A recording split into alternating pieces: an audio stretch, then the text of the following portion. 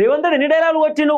ఆర్థిక పరిస్థితి ఎట్లా చేయాలో నాకు తెలియదా, తెలంగాణలో ఆర్థికాన్ని ఎట్లా పెంచాలో నాకు తెలియదా, కేసీఆర్ అంత ఘోరమా, నేను కేసీఆర్ కంటే తెలియదు, నేను చాలా పెద్దోని, నాకు అన్ని తెలుసని రేవంత్ రెడ్డి డైలాగులు కొట్టిండు.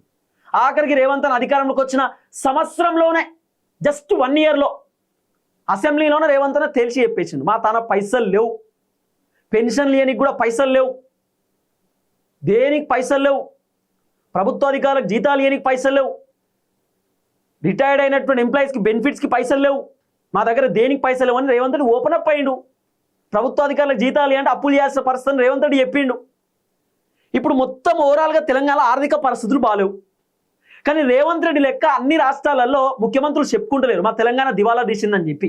ఏ ముఖ్యమంత్రి అట్లా చెప్పుకోడు.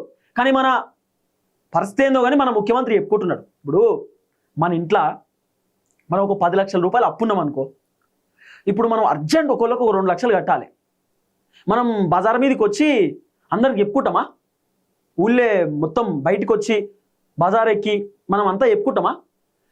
మేము 10 లక్షల అప్పున్నాం, మేము 50 లక్షల అప్పున్నాం, మేము 1 కోటి రూపాయలు అప్పున్నాం అని చెప్పి మనమైతే బజార్లోకి రాము కదా, బజార్లోకి వచ్చి తిరగం కదా, తిరిగి అందరికి చెప్పుకోం కదా.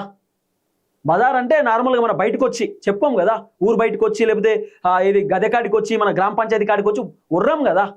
అందరికి అర్థమయ్యేటట్టు మాకు 10 లక్షల రూపాయలు అప్పు ఉందంటే, ఇప్పుడు నేను 10 లక్షల రూపాయలు అప్పు ఉందంటే అప్పు కొట్టుకున్నా, మా సుధీర్ కాడికి పోయి ఒక 2 లక్షలు అప్పు కావాలి, వేరే వాళ్ళకి ఇచ్చేది ఉంది, నెక్స్ట్ నెల నీకు ఇచ్చేస్తా అంటే సుధీర్ నాకు ఇస్తాడా?